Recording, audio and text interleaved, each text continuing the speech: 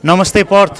आज NPL डब्लुएको auction day, अहिले behind the scene कामहरू भइरहेको छ। म सबै टेबलमा गएर हाम्रो साथीहरूलाई कस्तो लागिरहेको छ आजको यो ब्याटल। यो मोस्टली टिम म्यानेजर र ओनरहरू आज टेन्सनमा हुनुहुन्छ जस्तो लाग्छ मलाई चाहिँ। Let's go and get some feedback from them. One of the owner हाम्रो वेस्टर्न गोर्खाको, उहाँलाई मैले यसमा जोड्न चाहेँ। तपाईँलाई कस्तो लागिरहेछ आज एक्सनको? आजको त एकदम छुट्टै भाइब भइरहेको छ, रमाइलो छ है। कतिको टेन्सन छ, स्ट्रेस छ कि एकदम एक्साइटेड? होइन, टेन्सन छैन। टेन्सनभन्दा बढी एक्साइटेड छौँ। हामीसँग हरिदा हुनुहुन्छ, ईश्वरदा हुनुहुन्छ, दिग्गज व्यक्ति जो क्रिकेटमा विगत 10 वर्षदेखि लागिरहनु भएको छ नि। म चाहिँ ढुक्क छु त्यो हिसाबले। Okay, amazing, thank you. अनि हाम्रो टिम म्यानेजर हुनुहुन्छ। हजुर, धन्यवाद। तपाईँलाई कस्तो लागिरहेछ? यो डब्लुएमा फर्स्ट टाइम हो, तपाईँले पहिला एटेन्ड गर्नुभएको छ अक्सन? अक्सन त मेरो पनि पहिलोपटकै हो। फिजिकल्ली एटेन्ड गरेको, हेर्न त बसेर घन्टौँसम्म अक्सन हेरिरहेछ होइन। तर एक्साइटेड छु। अब केही प्लान लिएर आएको छु अक्सन भनेको। अब तर प्लान यहाँ अहिले एकछिनमै फेरि बनाउनु पर्ने हुन्छ। हेरौँ कस्तो हुन्छ।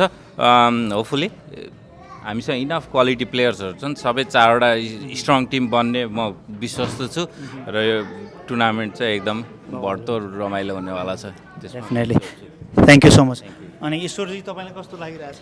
नमस्कार। अब वास्तवमा भन्यो भने यसलाई मैले एक्सप्रेस गर्नै सक्दिनँ। टु बी अनेस्ट, विगत लामो समयदेखि वेस्टर्न अस्ट्रेलियन क्रिकेटसँग जोडिँदै गर्दा यो एउटा हाम्रो सपना पनि थियो, जुन अहिले भइरहेछ। त्यसको लागि एनसिएडब्ल्यूलाई धेरै धेरै धन्यवाद दिन चाहन्छु। सँगसँगै अब हामी वेस्टर्न गोर्खाजको टिम वी आर कन्फिडेन्ट। हामीसँग राम्रो टिम छ अहिले। अब हरिदाई जस्तो विगतमा लामो समयदेखि वेस्टर्न अस्ट्रेलियन क्रिकेटमा एज अ म्यानेजमेन्ट रोलमा उहाँको धेरै ठुलो योगदान छ। सँगसँगै हामीसँग captain marquee player Adip Malla, which is also the very very good addition to the team. अनि सँगसँगै हाम्रो एउटा इनपुट र हाम्रो इन्टर स्टेट खेलाडी प्लस हाम्रो मेन्टर कोच, उहाँहरूले गर्दाखेरि चाहिँ हामी वेस्टर्न अस्ट्रेलियामा चाहिँ western Gorkhas is very excited for the WNPL। Thank you so much and best wish you good luck to all the teams, all the participating team and you as well. Thank you so much. म अलिकति यहाँको हाम्रो organising team एनसिएडब्ल्युएको साथीहरूलाई पनि थोरै जोड्न चाहेँ मैले। हाम्रो टेक्निकल टिमले यहाँ काम गरिराख्नु भएको छ। हाम्रो एनसिएडब्ल्युएका प्रेसिडेन्ट, तपाईँलाई कस्तो लागिरहेछ? यो बिहाइन्ड द सिन हामीले अलिकति रेकर्ड लिइरहेका छौँ अहिले। एक्साइटेड हुनुहुन्छ? Super excited. अब यसपालि अब आफ्टर लङ मेहनत भनौँ न, यो सफल हुन गएको छ। अनि जुन टिमले काम गरेको छ यो सक्सेस बनाउनलाई, र जसरी हामीसँग चाहिँ ओनरहरू जोडिनु भयो, सुपर एक्साइटेड यो जुन हामी सक्सेसफुल गराइरहेको छौँ यो इभेन्टको लागि। आई थिङ्क हामीसँग इनफ प्लेयरहरू छन्। 4वटा एकदम खतरै टिम हुन्छ। यो ब्याटल चाहिँ एकदम खतरै ब्याटल हुन्छ जस्तो लाग्छ। अनि डेफिनेटली अब हामीसँग 76 प्लेयर्स छ अलरेडी। अनि जसले के भने युआई फिल गरेको छ 76 प्लेयर्समा अब म्याक्सिमम हामीले चाहिँ 14वटा प्लेयर लिने हो। एउटा मार्की प्लेयर अलरेडी हामीले डिस्ट्रिब्युट गरिसकेका छौँ।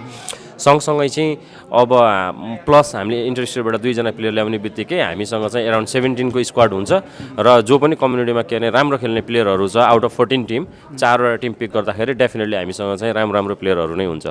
Definitely we looking for that battle. Thank you so much. Thank you Suraj sir, thank you very much. अनि हामीसँग यहाँ 2जना होस्ट पनि हुनुहुन्छ, होस्ट एन्ड को होस्ट। तपाईँहरू कतिको एक्साइटेड हुनुहुन्छ आज?